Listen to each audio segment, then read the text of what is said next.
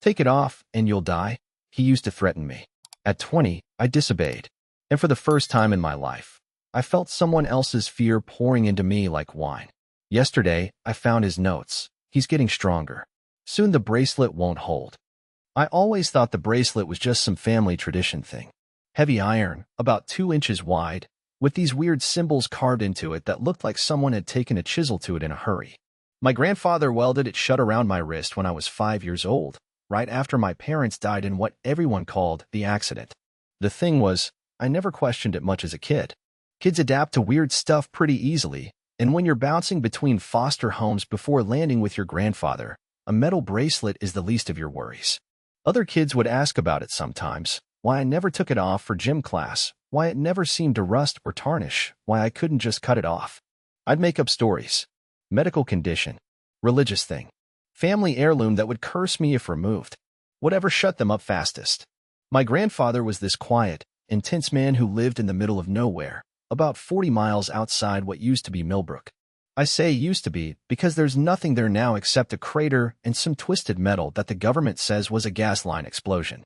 Happened when I was a baby, apparently. Took out the whole downtown area and about 300 people with it.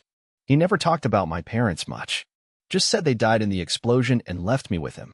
The few times I pushed for details, he'd get this look in his eyes, not sad, exactly, but scared. Like he was remembering something that still kept him awake at night. Eventually, I stopped asking. Growing up with the bracelet wasn't easy, but it wasn't the worst thing either. It got uncomfortable sometimes, especially during growth spurts when my wrist would swell up around it. But it never got infected or anything, never caused any real medical problems. The doctors I saw over the years would examine it, frown, mutter something about unusual metalwork, and then move on to other things. What was weird was how people reacted to me. Not the bracelet. Most people didn't even notice it under long sleeves. But me personally, I always seemed to make people uncomfortable without trying. Conversations would die when I walked into a room. Cashiers would fumble with change when I bought groceries. Dogs would whine and hide behind their owner's legs. My grandfather said I just had one of those faces. That some people were born unlucky that way, destined to make others nervous for no good reason. He said it would get better as I got older, that I'd learn to manage it. But it never did get better. If anything, it got worse. High school was brutal. Not because kids were mean to me, they mostly just avoided me entirely. I'd sit alone at lunch, work on group projects by myself, go to prom stag because no girl would get within 10 feet of me without breaking out in a cold sweat. My guidance counselor kept suggesting I might be more comfortable with homeschooling. The principal would call my grandfather in for meetings about my disruptive presence, even though I never disrupted anything. College was supposed to be different. Fresh start, new people, chance to reinvent myself. I picked a school about 6 states away, partly to get some distance from my grandfather's worried looks and partly because I thought maybe the problem was just small-town dynamics. Maybe city people would be different. They weren't. My freshman year roommate requested a transfer after 2 weeks. Said he couldn't sleep with me in the room, that he kept having nightmares. The guy who replaced him lasted a month before claiming he needed to move closer to his classes. By sophomore year, I had a single room by default because nobody wanted to room with the weird kid who made everyone's skin crawl. Professors would call on other students even when my hand was up. Study groups would mysteriously reschedule without telling me. Campus security would stop me randomly, asking if I was supposed to be there, even though I'd been a student for 3 years. The breaking point came during my senior year. I was 20 years old, about to graduate with a degree I'd mostly earned through online classes because showing up to lectures caused too much disruption. My grandfather had been calling more frequently, asking strange questions about how I was feeling, whether I'd noticed anything different about myself lately, if the bracelet was still fitting properly. That last question started bothering me. The bracelet had always fit the same, snug but not tight, impossible to slide off but not painful. But over the past few months, I'd started noticing this weird pressure against my wrist. Like the metal was contracting, or my wrist was swelling, or something was building up inside that needed to get out. One night in March, I was lying in bed trying to fall asleep when this overwhelming wave of terror just crashed over me. Not my terror. I wasn't scared of anything right then. But suddenly I was drowning in someone else's absolute panic. Heart racing, sweating, the whole 9 yards. It lasted maybe 30 seconds and then vanished completely, leaving me gasping and confused. The next day, I heard that a girl in the dorm next to mine had been attacked walking back from the library. Right around the time I'd felt that wave of fear. The timing seemed too coincidental, but I couldn't figure out what it meant. More incidents followed. I'd be sitting in the cafeteria and suddenly taste someone's heartbreak like copper in my mouth. Walking across campus, I'd get hit with a burst of rage so intense it would stop me in my tracks. Studying in the library, waves of anxiety from other students would wash over me until I had to leave. Always emotions. Always from other people. And always stronger, more vivid, more real than anything I'd ever felt on my own. I started paying attention to the patterns. The emotions were strongest when I was stressed or tired. They seemed to come from people who were already experiencing something intense. The girl who'd been attacked, a guy going through a messy breakup, students cramming for finals. Like I was somehow tuning into their emotional broadcasts. That's when I decided the bracelet had to come off. I tried before, of course. As a kid, I'd spend hours with butter and soap trying to slip it over my hand. As a teenager, I'd taken it to jewelers who said they'd never seen metal quite like it and weren't comfortable trying to cut it. In college, I'd even gone to the campus blacksmith. Yes, we had one, don't ask, who took one look at it and claimed his tools weren't designed for that type of alloy. But I'd never really committed to getting it off. Part of me had always believed my grandfather's warnings about what would happen if I removed it. Death seemed like a pretty serious consequence for curiosity.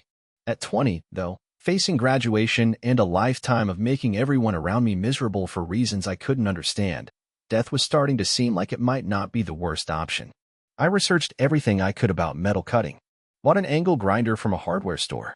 Set up in the basement of my dorm building at 3 in the morning when no one else was around. Figured if I was going to die, at least I wouldn't take anyone else with me. The bracelet came off easier than I expected. The grinder cut through it like it was made of aluminum foil instead of iron. As soon as the metal separated, the entire thing just crumbled to dust in my hands. 20 years of wearing it, and it disintegrated the moment it was broken. And then the real world hit me like a freight train. Update 1. I thought I understood what empathy meant before that night. Turns out I didn't have a clue. The moment the bracelet crumbled, every emotion within about a half-mile radius came flooding into me at once. Not like the little tastes I'd been getting over the past few months, but full immersion. I was simultaneously experiencing the dreams of 200 sleeping college students, the late-night anxiety of kids cramming for exams, the loneliness of the security guard making his rounds, the frustration of the janitor dealing with some mess in the third-floor bathroom. But it wasn't just feeling their emotions. I was feeding on them. Each wave of fear or sadness or anger that hit me made me stronger, more alert, more alive than I'd ever felt in my life. It was like I'd been living on scraps my whole life and suddenly discovered I was at an all-you-can-eat buffet. The scary part wasn't how overwhelming it was. The scary part was how good it felt. I managed to stumble back to my room and lock the door before anyone saw me. Spent the rest of the night curled up on my floor, riding wave after wave of other people's feelings and trying not to lose myself completely in the rush. By morning, I'd figured out how to dial it down to something manageable, but I could still feel everyone in the building. Their moods, their fears, their little everyday anxieties all flowing into me like water into a sponge. And they could feel the difference too. Suddenly people weren't avoiding me anymore. They were drawn to me. Not in a good way, though. They'd seek me out without really knowing why, then stand near me with this glazed look in their eyes while their emotions slowly drained away. I'd walk past someone having a panic attack about an upcoming test, and within minutes they'd be sitting there with this empty, peaceful expression while I buzzed with their absorbed anxiety. I was stealing their feelings, and I was getting addicted to it. The first few days, I told myself it was helping people. That girl who'd been attacked and hadn't slept properly in weeks? After I accidentally drained her trauma during a chance encounter at the coffee shop, she seemed lighter, more like her old self. The guy going through the brutal breakup stopped crying all the time. Students who'd been stressed about finals were suddenly calm and focused. But they weren't better. They were just empty. Like I'd taken away their ability to feel anything deeply. And the more I fed, the stronger the pull became. I started seeking out people who were having emotional crises, telling myself I was helping but really just looking for my next fix. My grandfather started calling every day. I ignored him at first, too caught up in my newfound abilities to want to deal with his warnings and restrictions. But he kept calling, and eventually I picked up. His voice was different. Older, more tired, but also relieved in a way I'd never heard before. He said he'd been waiting for this day since I was 5 years old.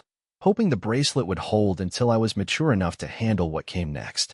He told me to come home immediately, said there were things I needed to know about our family, about what I was becoming, about why the bracelet had been necessary. He also said that if I stayed at school much longer, I'd hurt someone badly. I almost didn't listen. The feeding was too good, too intoxicating. I felt more powerful and alive than I ever had. Why would I want to go back to that isolated life with my paranoid grandfather? But then something happened that changed my mind. There was this kid in my American history class, freshman named Marcus, who'd been struggling with some serious depression. I'd noticed him over the semester because his sadness was particularly rich and complex, layers of family disappointment, academic pressure, social isolation, all wound together into this beautiful tapestry of misery that I found irresistible. I started sitting next to him, making casual conversation, being friendly. Told myself I was helping by giving him someone to talk to. Really, I was positioning myself to feed off his depression more efficiently. Over the course of 2 weeks, I slowly drained away everything he was feeling. The sadness, yes, but also the anger that was motivating him to prove his doubters wrong. The disappointment that was pushing him to work harder. The isolation that was teaching him self-reliance. By the end, he was just vacant. Showed up to class, but didn't take notes. Stopped turning in assignments. Would sit in the cafeteria staring at his food without eating. When people tried to talk to him, he'd respond with this flat, emotionless voice like he was reading from a script. I'd taken away his ability to feel anything at all, and I'd enjoyed every second of it. That's when I realized my grandfather had been right about the bracelet. I wasn't developing empathy. I was becoming something that fed on human emotion like a parasite. And I was getting stronger every day. I packed my stuff and drove home that night, leaving school 3 weeks before graduation. Told everyone I was having a family emergency, which was technically true. I was the emergency. Update 2. My grandfather was waiting for me when I pulled into his driveway at 4 in the morning. Just standing there on the porch in his pajamas like he'd known exactly when I'd arrive. He looked older than I remembered, more fragile, but his eyes were sharp and alert. He didn't say anything about me leaving school or missing graduation. Just nodded when he saw my bare wrist and told me to come inside. We sat at his kitchen table, the same one where I'd eaten breakfast before school for 13 years, and he started talking. He told me about my father first, how he'd been born with the same abilities I was developing, how my grandfather had tried to control it with the same kind of bracelet, how it had worked for a while, keeping the hunger manageable, letting my father live something close to a normal life.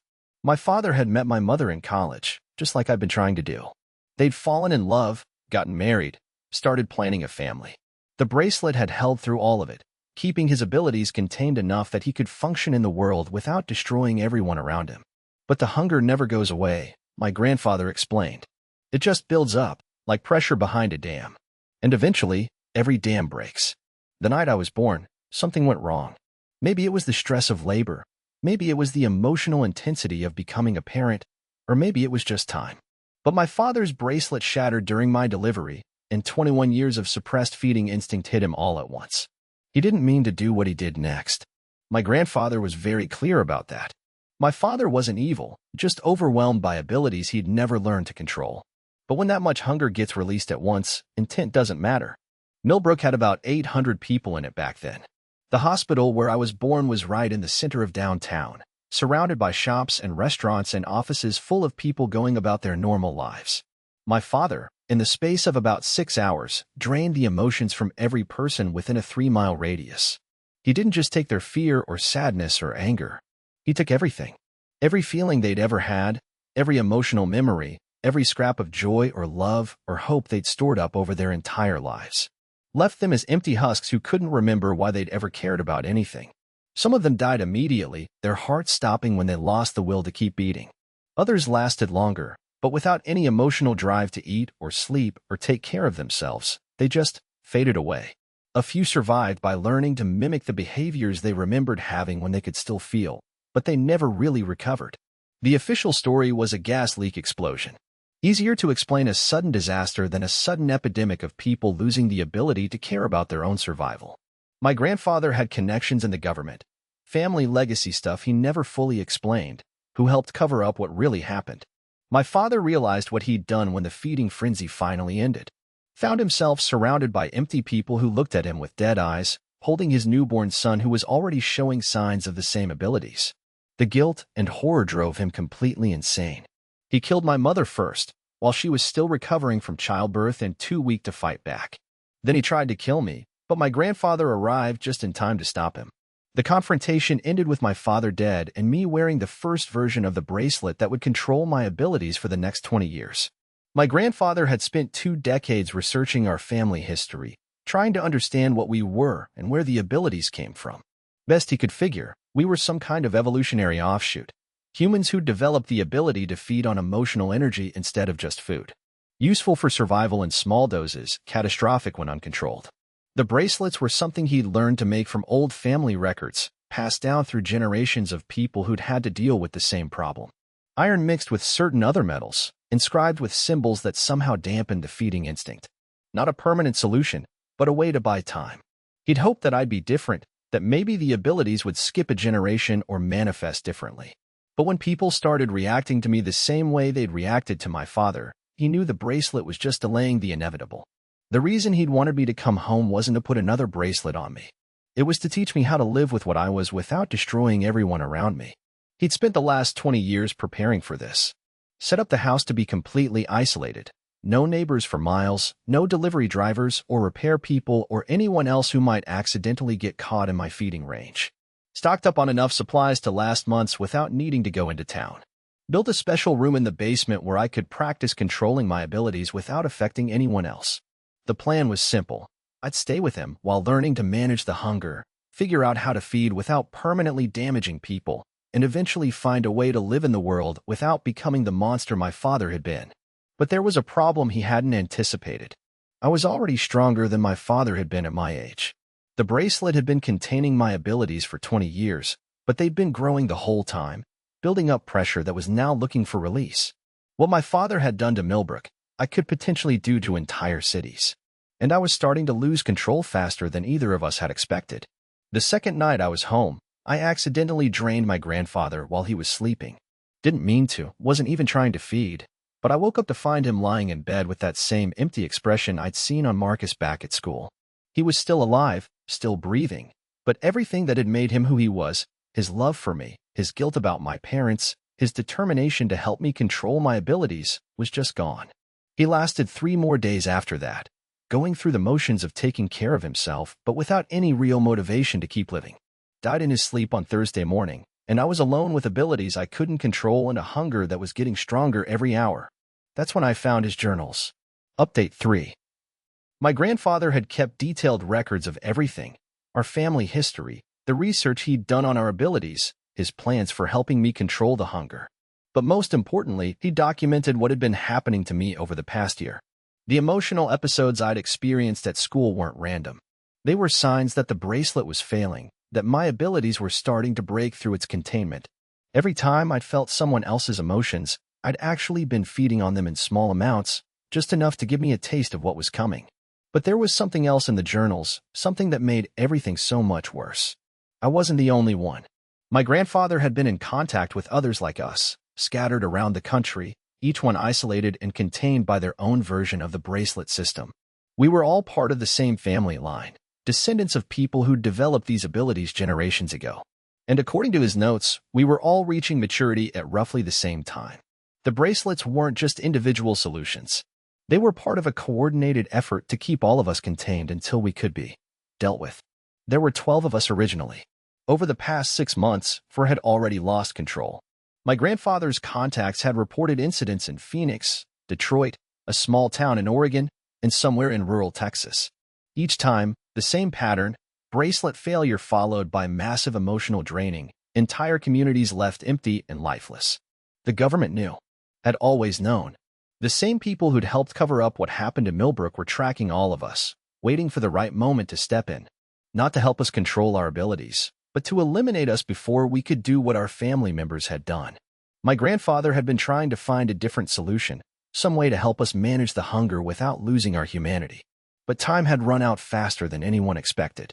According to his final entries, written just days before I came home, the remaining 8 of us were all showing signs of imminent bracelet failure. The government task force was preparing to move against us within the next few weeks. And worst of all, our abilities seemed to be connected somehow. As each of us lost control, It made the others stronger and harder to contain. I was the strongest of the remaining group, which meant that when I finally lost control completely, it wouldn't just affect the people around me. It would trigger a cascade effect in the others, causing all of us to break free at once. The journals contained maps showing where the others were located. Names, addresses, details about their containment situations. My grandfather had been part of a network of guardians trying to protect us, but that network was falling apart as more of us reached maturity. I had maybe a week before the government found me. Less time than that before my abilities spiraled completely out of control. I could run, try to find someplace isolated enough that I couldn't hurt anyone when the feeding frenzy finally hit. But that would just delay the inevitable and probably make things worse for the others when the cascade effect kicked in. I could try to find the other survivors, see if together we could figure out some way to control what was happening to us. But bringing us all together would probably trigger the very thing we were trying to prevent. Or I could do what my grandfather's final note suggested. There was a way to stop the hunger permanently. Not suppress it or control it, but eliminate it entirely.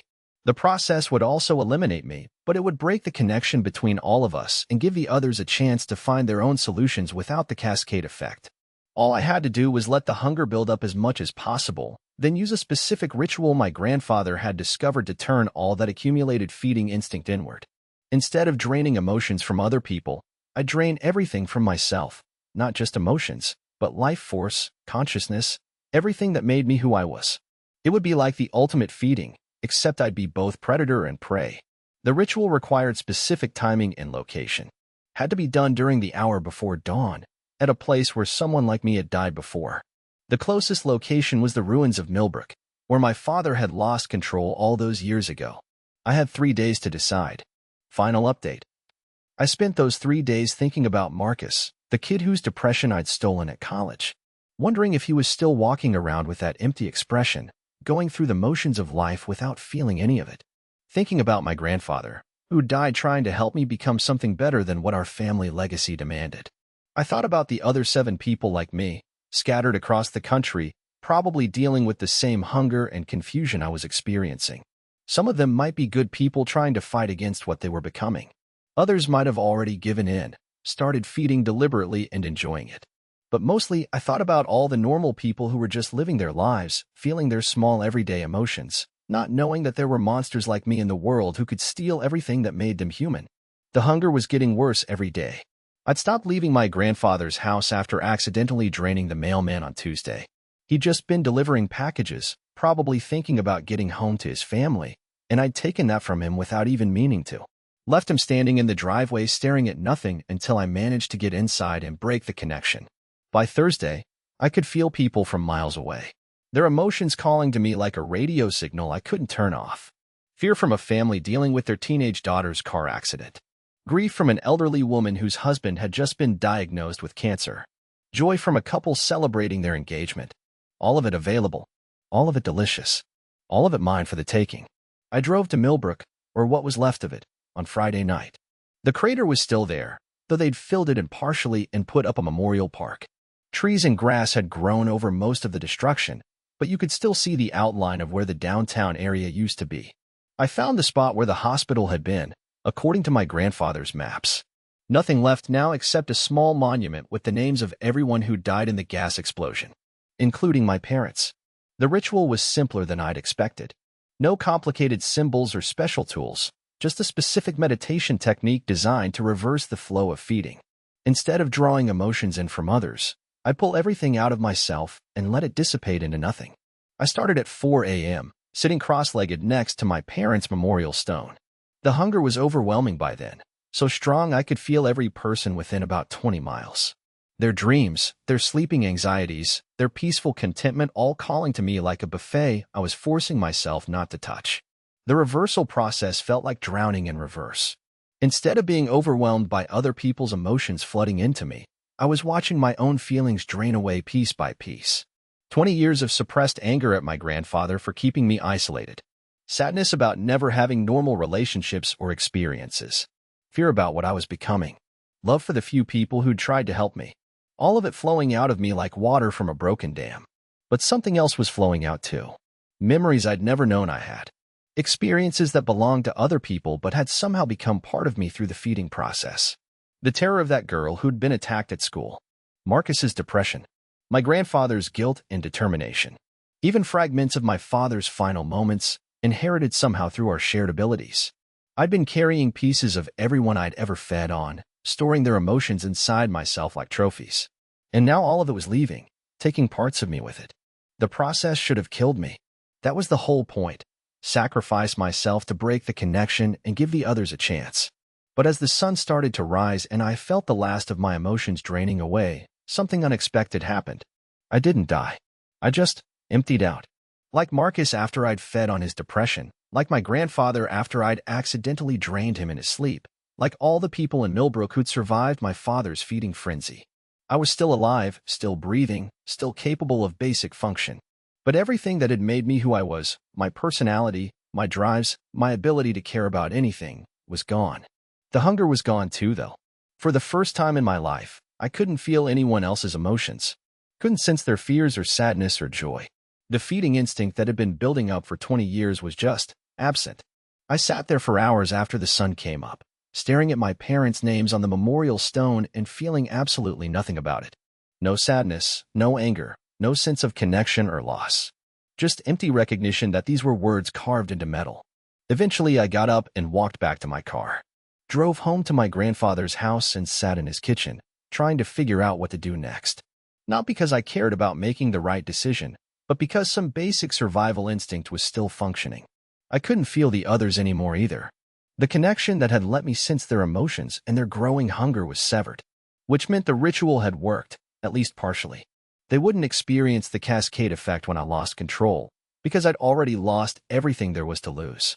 But they were still out there, still dealing with their own failing bracelets and growing abilities, still heading toward their own versions of what my father had done to Millbrook. I should care about that. Should want to help them, or warn them, or find some way to prevent more disasters. But I don't feel anything about it one way or another. They're just abstract problems that don't really concern me. Same with all the people I'd heard over the years. Marcus, my grandfather, the mailman, everyone else who'd gotten caught in my feeding range. I know intellectually that I damaged them, stole important parts of who they were. But it doesn't feel significant anymore. I've been living like this for 6 months now, going through the motions of existence without any real motivation or purpose. I eat when I remember to, sleep when my body demands it, pay bills because the alternative is more complicated than compliance. Sometimes I wonder if this is what I was supposed to become all along. Not a monster that feeds on emotions, but something that exists in the spaces between feelings. A person-shaped void that used to be human but isn't really anything now. The government people never came for me. Maybe they're dealing with the others, or maybe they realized I'm not a threat anymore. Hard to be dangerous when you can't feel strongly enough about anything to take action. I'm writing this because I found my grandfather's computer and remembered that I used to care about telling people about things that happened to me. Not because I care now, but because the memory of caring seems like something worth preserving. If you're reading this and you have someone in your family who wears a metal bracelet they can't remove, maybe think twice before helping them take it off. Some doors are better left closed. I don't know what happened to the others. Don't know if they found ways to control their abilities or if they ended up like my father, destroying everything around them in feeding frenzies. Don't know if there are more of us out there, or if we were the last generation of whatever evolutionary mistake created us in the first place. I don't really care about any of it anymore. But I thought someone should know the story in case it matters to someone who still has the capacity to feel like it matters. The bracelet was supposed to protect me from becoming a monster. Turns out it was also protecting me from becoming nothing at all.